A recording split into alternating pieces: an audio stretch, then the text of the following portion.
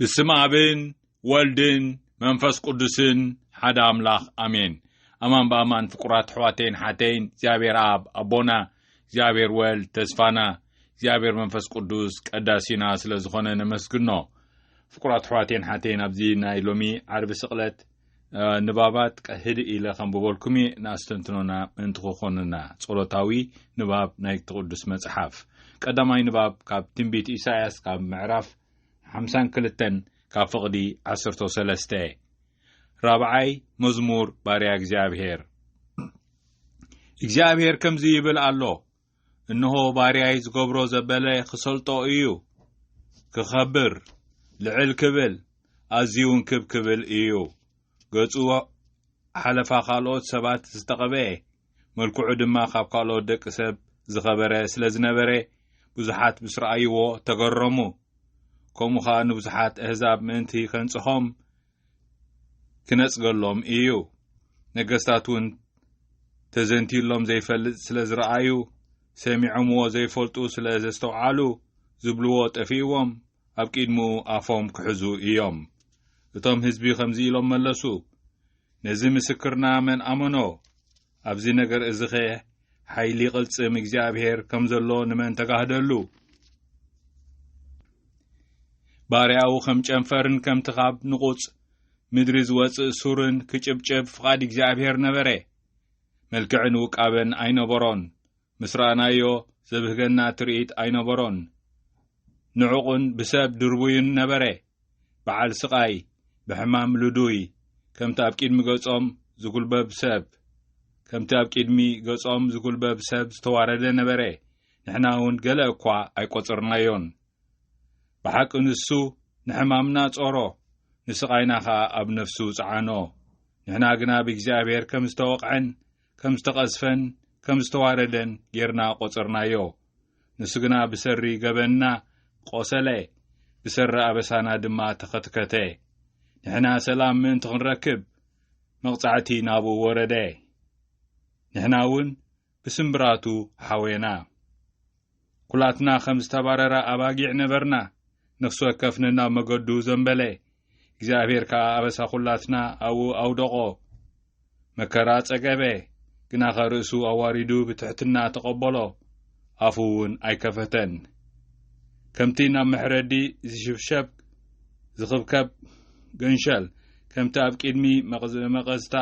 ስቕ ትብል በጊዕ ኣፉ ኣይከፈተን ብግፍዒ ሒዞም ፈረድዎ ናብቲ ዝቐትሉሉ ቦታ ጎቲቶም ወሰድዎ እሞ ቀተልዎ ብዛዕባ እቲ ዝበጽሖ መከራ ዝተገደሰ ሓደ እኳ የልቦን ብምኽንያት ገበን ህዝብና ተቐትለ እከይ ዘይገበረ ሓሶት ከዓ ኣብ ኣፉ ዘይተረኽበ ክነሱስ ምስ ሓጣን ከም ዝመውት ገበሩ መቃብሩ ከዓ ምስ ሃብታማት ኮነ እግዚአብሔር ግና ከምዚ ይብል ኣሎ ክሳቐን ብመከራ ክምሽምሽን ፍቓደይ እዩ ሞቱ ሕድገት ሓጢኣት ዘምጽእ መስዋዕቲ ነበረ ስለዚ ንሱ ዘርኡ ኽርኢ እዩ ዕድሚኡ ነዊሕ ክኸውን እዩ ፍቓደይ ከዓ ብኣኡ ክፍጸም እዩ ድሕሪ ስቃይ ከም ብሓድሽ ሓጎስ ክረክብ እዩ ንኸንቱ ከም ዘይተሳቀየ ከዓ ክፍለጥ እዩ እቲ ኣነ ብኡ ዝተሓጐስኩ ጻድቕ ባርያይ ንብዙሓት ከጽድቕ ኣበሳኦም ድማ ባዕሉ ክጸውር እዩ ንህይወቱ ተሓጕሹ ንሞት ወፈያ ምስ በደለኛታት ከዓ ተቖጽረ እወ ኃጢአት ብዙሓት ጾረ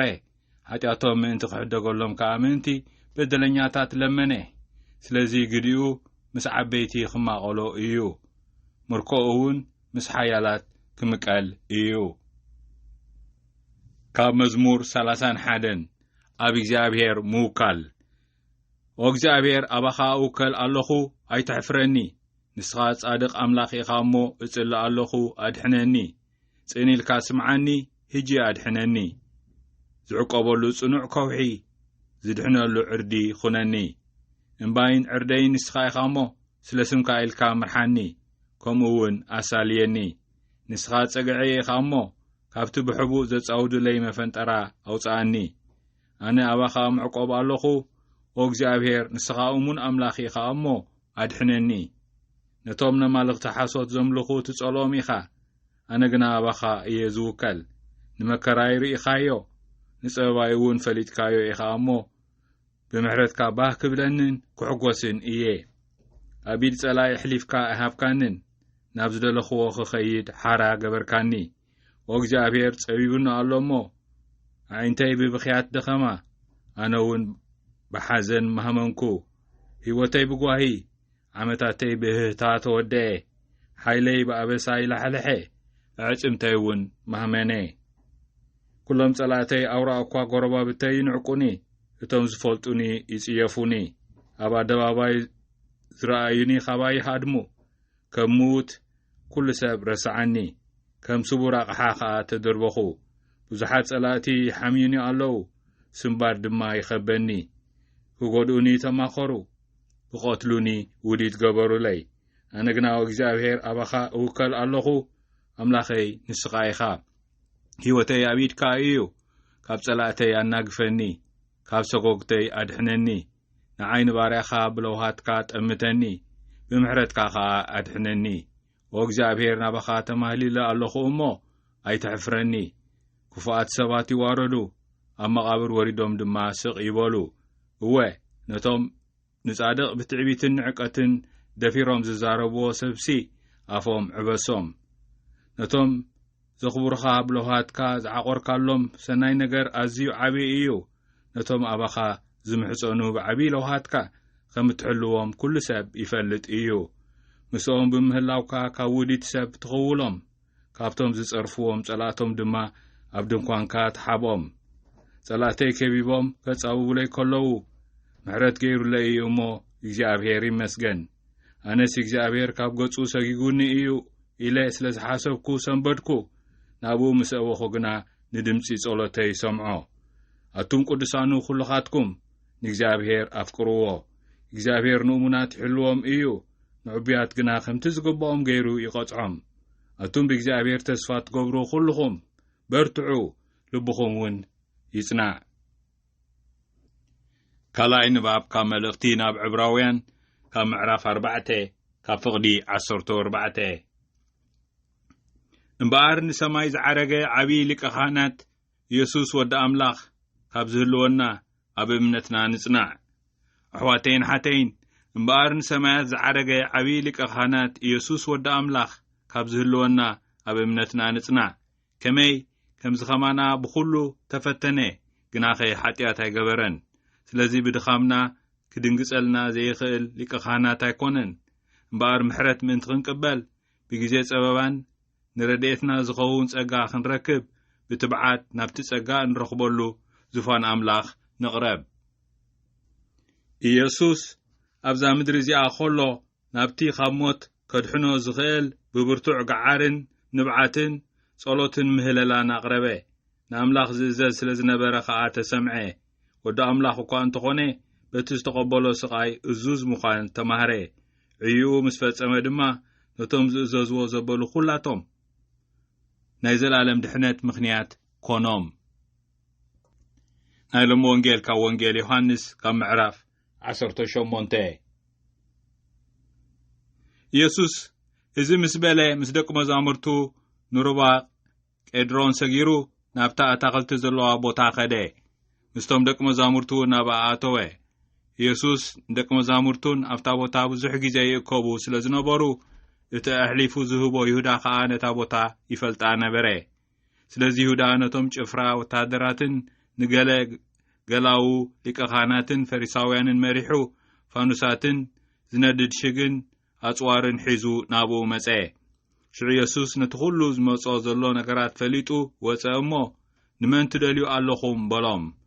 ንሳቶም ከዓ ንኢየሱስ ናዝራዊ ኢሎም መለሱሉ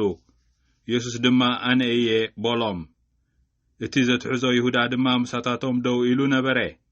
ሽዑ ኣነ እየ ምስ በሎም እናድሓርሓሩ ናብ ምድሪ ጻሕ ኢሎም ወደቑ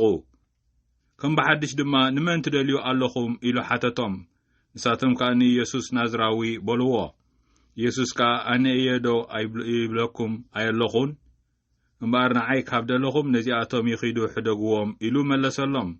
እዚ ከዓ ካብዞም ዝሃብካኒ ሓደ እኳ ኣየጥፋእኩን ዝበሎ ቃል ምእንቲ ክፍጸም ኮነ። ሽዑ ስምዖን ጴጥሮስ ሰይፊ ስለ ዝነበሮ ሰይፉ መሊሑ ንግልያ ሊቀ ካህናት ወቂዑ የማነይቲ እዝኑ ቆረጾ። ስም እቲ ግልያ ከዓ ማልኮስ ነበረ። ኢየሱስ ከዓ ንጴጥሮስ ሰይፍኻ ናብ ሰገባኡ ምለሶ፣ ነቲ ኣቦ ዝህበኒ ጽዋዕ ዘይሰትዮ ድዩ መሲሉካ በሎም። ሽዑ እቶም ጭፍራ ወታደራትን እቲ ሓለቓ ሽሕን እቶም ገላዉ ኣይሁድን ንኢየሱስ ሒዞም ኣሰርዎ። ሃና ነታ በታ ዓመት እቲኣ ሊቀ ካህናት ዝነበረ ቅያፋ ሓሙኡ ስለ ዝነበረ ቅድም ናብኡ ወሰድዎ። ቅያፋ ከዓ እቲ ኣብ ክንዲ ህዝቢ ሓደ ሰብኣይ እንተሞተ ይሓይሽ ኢሉ ንኣይሁድ ዝመኸሮም ነበረ። ስምዖን ጴጥሮስ ከዓ ምስቲ ሓደ ካልእ ወዲ መዝሙር ኮይኑ ንኢየሱስ ሰዓቦ። እቲ ካልእ ወዲ መዝሙር ኣብቲ ሊቀ ካህናት ፍሉጥ ስለ ዝነበረ ምስ ኢየሱስ ናብ ገዛ ሊቀ ካህናት ኣተወ። ጴጥሮስ ግና ብወፃኢ ኣብ ኣፍ ደገ ደው በለ።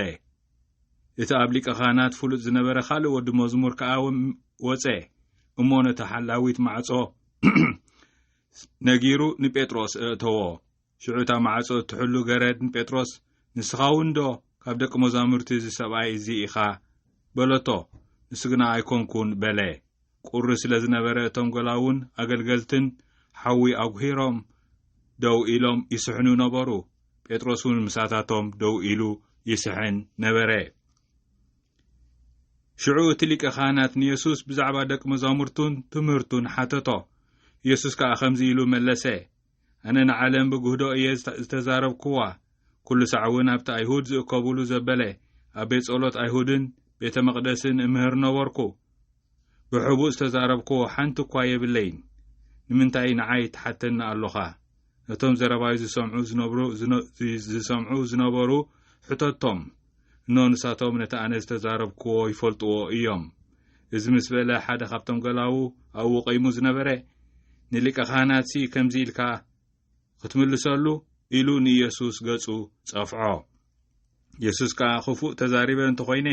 ክፉእ ምዃኑ መስክር፣ ጽቡቕ ተዛሪበ እንተኾይነ ግና ስለምንታይ ትወቕዓና ኣለኻ በሎ። ሃና ከዓ ናብ ቅያፋ ሊቀ ካህናት ብእስሩ ሰደዶ።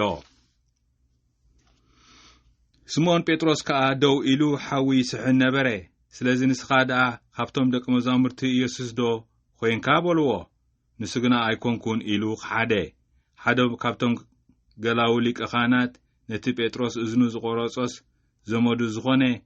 ኣብቲ ኣታኽልቲ ዶ ባዕለይ ምስኡ ኣይረኣኹኻን በሎ። ሽዑ ጴጥሮስ ከም ብሓድሽ ክሓደ። ብኡ እውን ደርሆ ነቀወ። ሽዑ ኢየሱስ ካብ ቅያፋ ናብ ቤተ መንግስቲ ወሰድዎ። ንግሆ ድማ ነበረ። ንሳቶም ግና ድራር ፋሲካ ክበልዑ ስለ ዘለዎም ምእንቲ ከይረኽሱ ናብቲ ቤተ መንግስቲ ኣይኣተውን። ስለዚ ጲላጦስ ናባታቶም መጺኡ ኣብ ልዕሊ ሰብኣይ እዚ ዘለኩም ክሲ እንታይ እዩ በሎም። ንሳቶም ድማ እዚ ገባሩ ክፉእ እንተዘይከውንሲ ናባኻ ኣይመምጻናዮ ነርና ኢሎም መለሱ። ሽዑ ጲላጦስ ንስኻትኩም ውሰድዎ፣ ከምቲ ሕጉኹም ጌርኩም ፍረድዎ በሎም። ኣይሁድ ከዓ ንሕናስ ንሓደ እኳ ክንቀትል ከቶ ኣይተፈቐደልናን በልዎ። እዚ ከዓ እቲ ኢየሱስ በናይ ሞት ክመውት ከም ዘለዎ ከመልክት ኢሉ ዝበሎ ቃል ምእንቲ ክፍጸም እዩ።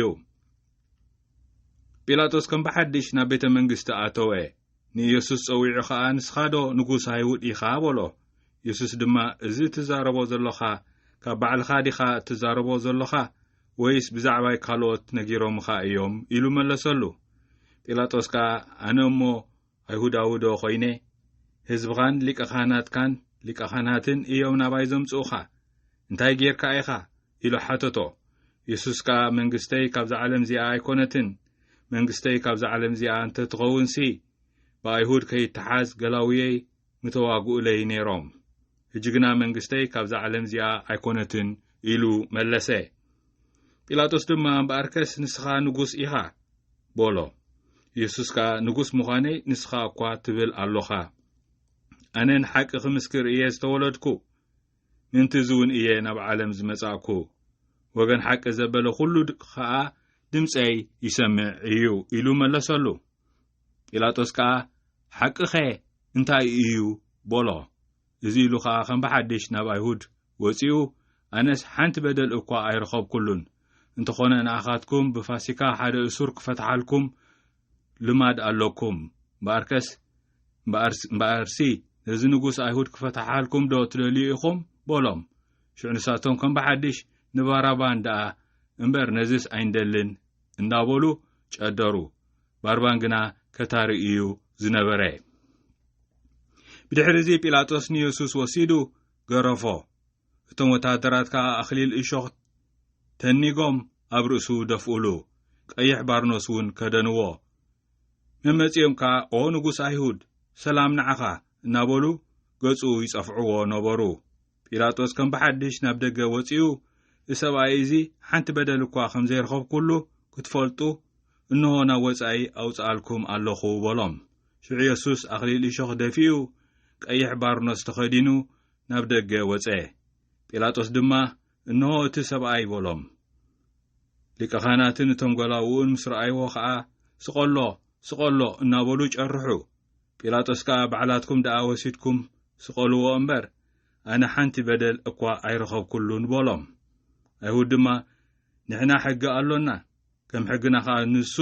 ንርእሱ ወዲ ኣምላኽ ስለ ዝገበረ ክመውት እዩ ዝግብኦ ኢሎም መለሱሉ ጲላጦስ ዘረባ ዝምስ ሰምዐ ኣዝዩ ፈርሄ ከም በሓድሽ ናብ ቤተ መንግስቲ ኣተወ እሞ ንኢየሱስ ካበይ ኢኻ በሎ ኢየሱስ ግና መልሲ ኣይሃበን ጲላጦስ ከዓ ንኣይ እውን ዶ ኣይትዛረበንን ኢኻ ክሰቕለካን ክፈትሓካን ስልጣን ከም ዘለኒ ዶ ኣይትፈልጥን ኢኻ በሎ ኢየሱስ ከዓ ካብ ላዕሊ ስልጣን እንተዘይወሃበካስ ኣባይ ስልጣን ኣይመሃለወካን ነይሩ ስለዚ እቲ ናባኻ ኣሕሊፉ ዝሃበኒ ዝገደደ ሓጢኣት ኣለዎ ኢሉ መለሰሉ ካውኑ ድሓር ጲላጦስ ክፈትሖ ደለየ ኣይሁድ ግና ነዚ እንተፈቲሕካዮ ፈታው ቄሳር ኣይኮንካን ንገዛእ ርእሱ ንጉስ ዝገብር ዘበለ ኩሉ መቃናቅንቲ ቄሳር እዩ ኢሎም ጫውጫው በሉ ጲላጦስ ንዘረባ ዝምስ ሰምዐ ንኢየሱስ ናብ ወጻኢ ወሲዱ ኣብቲ ብዕብራይስጢ ገበታ ዝበሃል ጸፍጻፍ ኣብ መንበር ፍርዲ ተቐመጠ ድሮ ፋሲካ ኣጋፍርቂ መዓልቲ ኣቢሉ ነበረ ንኣይሁድ ከዓ እንሆ ንጉስኩም በሎም ሽዑ ንሳቶም ኒዮበሎ ስቆሎ ኢሎም ጫውጫው በሉ ጲላጦስ ከዓ ንንጉስኩም ዶ ክሰቕሎ በሎም ቶም ሊቀ ካህናት ከዓ ብዘይ ቄሳር ንጉስ የብልናን ኢሎም መለሱ ሽዑ ንኢየሱስ ክሰቕልዎ ኣሕሊፉ ሃቦም ተቐቢሎም ድማ ወሰድዎ መስቀሉ ጸይሩ ናብቲ ሓምሓም ርእሲ ብዕብራይስጢ ድማ ጎልጎልታ ዝበሃል ስፍራ ወፀ ኣብኡ እውን ክልተ ካልኦት ሓደ በዚ ሓደ ወገን ሓደ ከዓ ድማ በቲ ሓደ ወገን ሰቐሉ ንኢየሱስ ከዓ ማእከሎም ሰቐልዎ ጲላጦስ ድማ ጽሑፍ ጽሒፉ ኣብቲ መስቀል ኣንበሮ እቲ ጽሑፍቱ ከዓ ኢየሱስ ናዝራዊ ንጉስ ኣይሁድ ዝብል ነበረ እታ ኢየሱስ ተሰቐለላ ስፍራ ጥቓታ ከተማ ነበረት ብዙሓት ካብ ኣይሁድ ድማ ነቲ ጽሑፍ አንበብዎ እቲ ጽሑፍ ብዕብራይስጥን ላቲንን ግሪክን ነበረ ስለዚ ቶም ናይ ኣይሁድ ሊቀ ካህናት ንጲላጦስ ንሱ ባዕሉ ደኣ ኣነ ንጉስ ኣይሁድ እየ ከም ዝበለ እምበር ንጉስ ኣይሁድ እዩ ኢልካ ኣይትጽሓፍ በልዎ ጲላጦስ ከዓ እቲ ጽሓፍክዎ ጽሒፈዮ ኣለኹ ኢሉ መለሰ እቶም ወታደራት ግና ንኢየሱስ ምስ ሰቐልዎ ነቲ ክዳውንቱ ወሲዶም ንነፍሲ ወከፎም ሓደ ምእንቲ ክበጽሖም ኣብ 4 መቐልዎ ነቲ ቀሚሹ እውን ከምኡ እቲ ቀሚሹ ግና ካብ ላዕሊ ክሳዕ ታሕቲ ኩለንተናኡ እሉም ነበረ እምበር ስፋይ ኣይነበሮን ንሓድሕዶም ከዓ ንዝበጽሐ ክበጽሖስ ዕጫ ደኣ ነውድቐሉ እምበር ኣይንቕደዶ ተባሃሃሉ እዚ ከዓ እቲ ክዳውንተይ ንርእሶም ተማቐልዎ ንቐሚሸይ እውን ዕጫ ኣውደቑሉ ዝብል ጽሑፍ ምእንቲ ክፍጸም እቶም ዓቀይቲ እዚ ገበሩ ኣብ ጥቓ መስቀል ኢየሱስ ከዓ ኣዲኡን ሓትንኡን ማርያም ሰይቲ ቀልዮጳን ማርያም መግደላዊትን ደው ኢለን ነበራ ኢየሱስ ነዲኡ ነቲ ዘፍቅሮ ወዲ መዝሙር እውን ኣብ ጥቓኣ ደው ኢሉ ምስ ረኣየ ነዲኡ ኣቲ ሰበይቲ እንሆ ወድኺ በላ ነቲ ወዲ መዝሙር ከዓ እንሃ ኣዴኻ በሎ እቲ ወዲ መዝሙር እውን ካብ ሽዑ ጀሚሩ ናብ ቤቱ ወሰዳ ድሕሪ ኢየሱስ ኩሉ ከም ዝተፈጸመ ፈሊጡ እቲ ጽሑፍ ምእንቲ ክፍጸም ጸማእኩ በለ ኣብኡ መጺጽ ዝመለ ኣቕሓ ነበረ ሽዑ መጺጽ ዝመልኦ ሰፍነግ ኣብ ዘንጊ ስምዕዛ ገይሮም ናብ ኣፉ ኣቕረቡሉ ኢየሱስ ከዓ ነቲ መጺጽ ምስ ጣዓመ ተፈጸመ በለ ርእሱ ኣድነነ ነፍሱ እውን ወጸት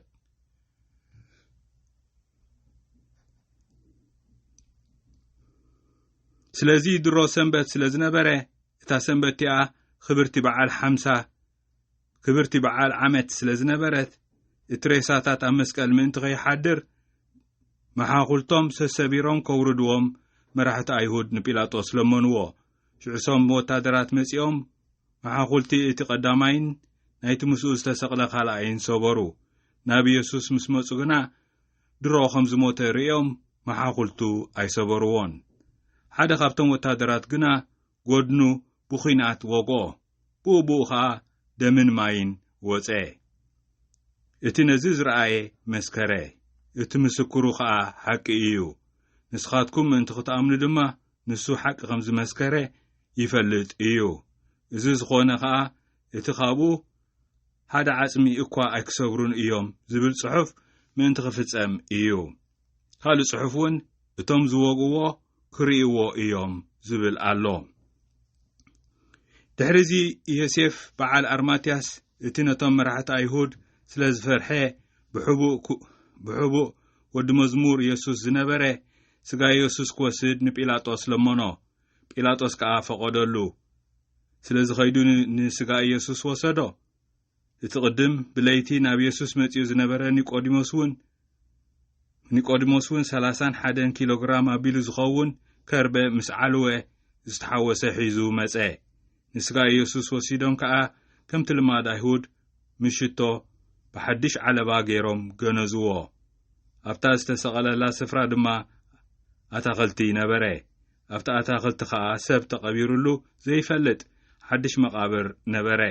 እቲ መቃብር ቀረባ ነበረ እሞ ድሮ ሰንበት ስለ ዝነበረ ከዓ ንኢየሱስ ኣብኡ ኣንበርዎ እዚ ወንጌል ጎይታና እዩ ፍቁራት ኣሕዋተይን ሓተይን እዚ ወንጌል ናይ ሕማማት ናይ መገዲ መስቀል ፍኖተ መስቀል ናይ ጎይታናን መድሓኒናን ተስፋናን ኢየሱስ ክርስቶስ ወንጌል ዮሐንስ ንዑ ህድኢልና ኸነንብቦ እሞ ንሕና ብሓቂቲ ጎድኑ ክንሪኦ እጋሩ እዳው ክንሪኦ ፍቁራት ኣሕዋተይን ሓተይን ስቃያቱ ብልብና ክንሪኦ ንነፍሲ ወከፍ ናይቲ መገዲ መስቀል ናይ ጎይታናን መድሓኒናን ተስፋናን ኢየሱስ ክርስቶስ ብዓይኒ ልቦናና ክንርኢ ፍቁራት ኣሕዋተይን ሓተይን እሞ ብሓቂ ምእንታና ክንዲዚ ዓብዪ ፍቕሪ እቲ ኣምላኽ ብወዱ ስለ ዝተረኣየን ኣምላኽና ፍቁራት ኣሕዋተይን ሓተይን ብዝበለጸ ክንፈልጦ ንኢየሱስ ብዝቐረበ ክንስዕቦ ብዝዓመቐ ከዓ ክነፍቅሮ ባስተንትኖ ናብኡ ንቕረብ ስብሃት ንኣብን ወልድን መንፈስ ቅዱስን ይኹን ጥንቲ ከም ዝነበረ ሕጅን ወትሩን ንዘላለም ዓለምን ኣሜን